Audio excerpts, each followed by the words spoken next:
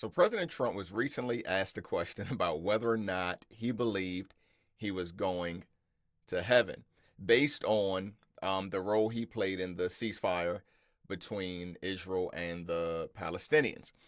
And he had a very intriguing response.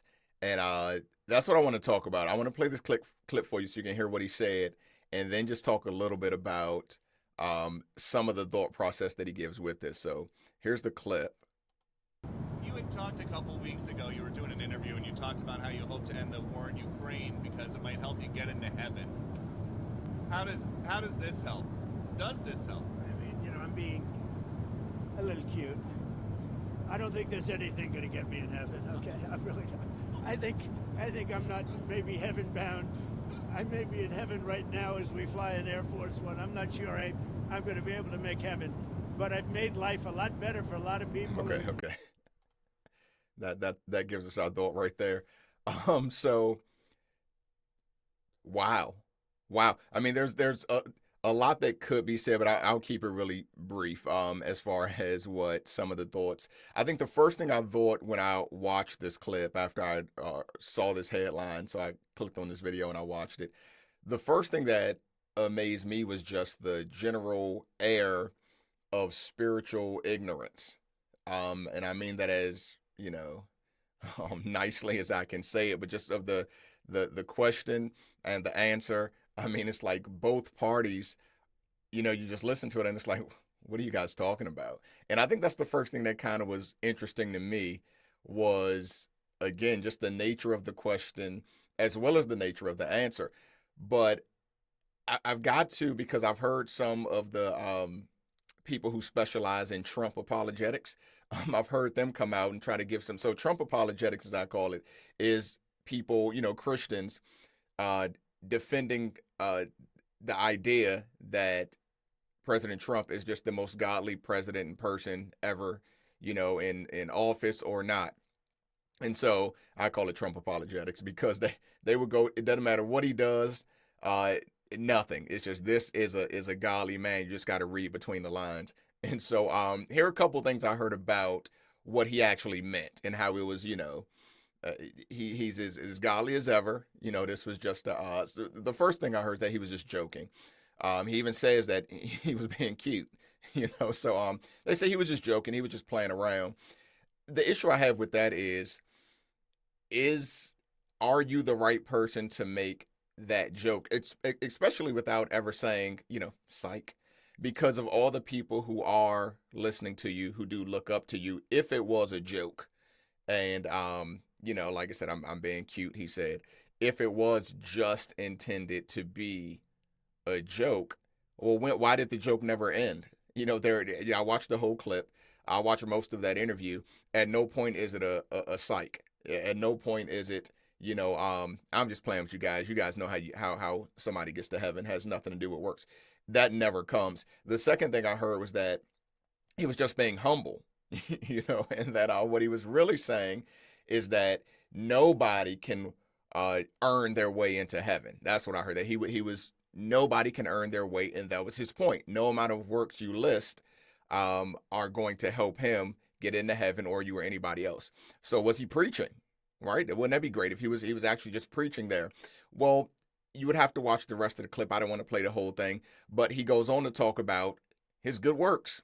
He goes on to talk about the things that he has done. He mentions Ukraine and then like Israel and then other things that he feels, would warrant him some favor. But at no point again is it at the end a wrap up. You know how when somebody has a sermon, then they wrap up and give you the point. There's no sermon wrap up here. That's what you get. Then he goes on to list what he has done. So again, the Trump apologetics, it's a reach in this one. It's absolutely a reach. And here's what I don't get though. Here was my whole point about this. Why I even made this video. Here's what I really don't understand. So with all of these religious Christian leaders around him over the past, who knows how many years, right? Over the past 10 years or so since he's been dealing with politics and in politics and as the president, all of these Christian leaders, big name people who have been in his corner for all these years, how is it possible that after all this time, this man still doesn't know the gospel? What? That is the part that just blows my mind. How is it even possible he doesn't know the truth of the gospel? He doesn't know how people are saved after all of this. It makes me wonder that even though they're there and they're in his corner and they're happy to represent him and to say all these things and to pray with or for him, are they disallowed to speak about Christ to him? Can they not talk about salvation? Because you would have to think at some point of all these Christian leaders, the conversation never came up about, do you understand salvation? This is what it is. Because, I mean, he spoke like somebody who honestly doesn't know how one gets into heaven, as you know, he kind of put it, how one gets into heaven. He really makes it seem like a contest or a scale or things that you have to do to gain this. And it's like with all these Christian leaders who've been around him for all these years, nobody has ever been able to pull him aside and say, hey, see, this is why I can't do politics. This is why politics, as far as the faith goes, is real weird to me. Because how is this even possible? How have all these Christians been around him for so long and none have had the opportunity or at least to convince him of it or give him an explanation where he can explain it and answer this in a better way? Because how he makes this look, for somebody who doesn't know, is that yeah, you work your way in, you know. So yeah, these things that I'm doing, as cute as I'm being, these things that I'm doing, maybe they'll help me, maybe not, or maybe my life is so disgusting I'll never get in no matter what, which is maybe what his thought process is, which, you know, is understandable. Anybody can feel that way if that's how salvation worked. So I thought it was kind of crazy. That was the thought I got, is how does he not know the message after so many years of being around these conservative, these Christians, these evangelicals? He's never got the message. So I thought that was absolutely crazy. I'm not going to say he's not saved, because that's for Christ to judge. So that's, you know, that's not my point at all. The thing I would say is salvation, what they're calling getting to heaven, salvation is not works based. Salvation is by grace, a gift from God, through faith.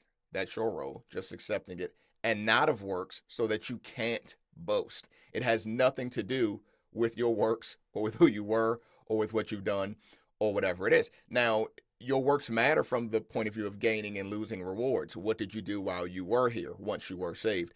But salvation itself is an absolute gift. So listing the things that you've done, whether good or bad, doesn't qualify you or disqualify you from getting into the kingdom of God. That's simply a gift. Okay, that's simply a gift that God gives.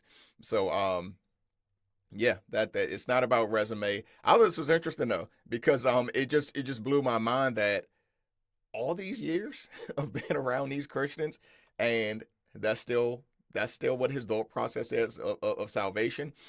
So I thought it was interesting, but that was all I have for you guys right now. See you next time as the fire burn.